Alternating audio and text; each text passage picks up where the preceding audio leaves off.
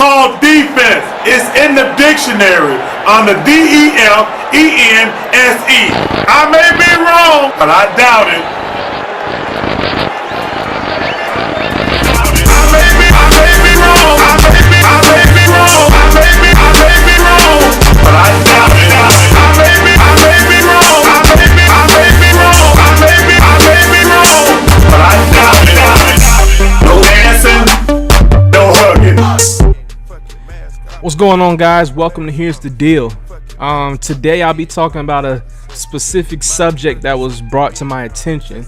So I'm gonna call this segment Real Talk. Nothing scripted.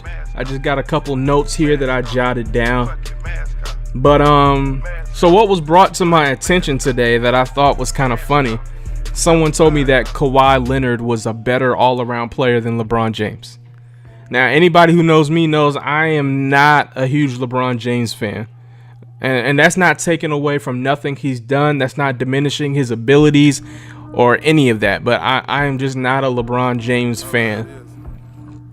But when someone told me that Kawhi Leonard was a better all-around player than LeBron James, I only had one question when they said that. I said, where? In what way is Kawhi Leonard a better all-around player than LeBron James? There's only three facts that Kawhi Leonard can stand on when it comes to being compared to LeBron James. There's three facts that separate him. Kawhi Leonard's younger, that's a fact. Kawhi Leonard is a better defender right now. That is a fact. I cannot take that away from him. And Kawhi Leonard is a better three-point shooter. And that's about it. Let's just look at their stats this year. LeBron averaged 26, 8, and 8 in his sleep. Because remember, a lot of people said LeBron was coasting the whole regular season, wasn't playing that hard. Well, he averaged 26, 8, and 8, coasting. Kawhi Leonard averaged 25 points, 3 assists, and 5 rebounds. LeBron James shot 54% from the field this year. Kawhi Leonard, 48. LeBron only shot 36% from three-point line. Kawhi was at 38, 2% better. LeBron only averaged 1.2 steals to Kawhi's 1.8, which led to the facts that I brought up earlier. Yes, he's a better defender. Yes, he's a slightly better three-point shooter. But let's not get caught up in the MVP hype that is for Kawhi Leonard this year and elevate him prematurely. Now, don't get me wrong. Kawhi Leonard is not better than LeBron James yet. We've yet to see if he can become that facilitator that they need. Because only 3 assists, that's not better.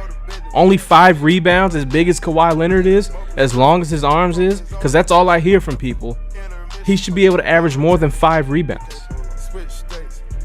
Let's look at their plus or minus, because that really digs deep into what their impact on the court is and when they're off the court. So I went and I looked at LeBron's plus or minus this year. His real plus or minus 7.32 to Kawhi's 6.14. So let's break it down even more. Defensive real plus or minus. And mind you, I said Kawhi Leonard is a better individual defender than LeBron. But check this. When LeBron's on the court, defensive real plus or minus 1.35. When Kawhi's on the court, defensive real plus or minus 0.76. LeBron's still beating him. His team is still better defensively when he gets on the court. When Kawhi sits on the bench, the Spurs get better defensively. Now, once again, I'm not taking nothing away from Kawhi Leonard, but I feel like that we are starting to elevate him into this top small forward spot when LeBron James' model of consistency is still better than him. Let's look at it this way. If Kawhi Leonard was on the Oklahoma City Thunder without Russell Westbrook, just by himself, Kawhi Leonard, Victor Oladipo, and his cancer Steven Adams, could he get him to the playoffs? What about if LeBron was on the Thunder? No Westbrook. I got my money on LeBron. I'm not betting on Kawhi to do that. I'm not betting on Kawhi the leader. Not saying he won't develop into that as it goes, but I don't think he's the leader in the locker room for the Spurs. I think he sits there and he's quiet, silent assassin, goes out and does his thing, but he's not quite that leader yet. He just became the kind of go-to guy, if you ask me, this year, because last year in the playoffs they were going to LaMarcus Aldridge, and that's why they lost. Spurs record without Kawhi Leonard, 4-1. Cavs record without LeBron James, 0-8. That speaks volumes. I don't care what you say. And let's even look back. The year before Kawhi Leonard was drafted, the Spurs were 61-21. He's been a part of the best system in the NBA for the last 15 years. The Spurs system is the best the NBA has seen in the last little bit over a decade.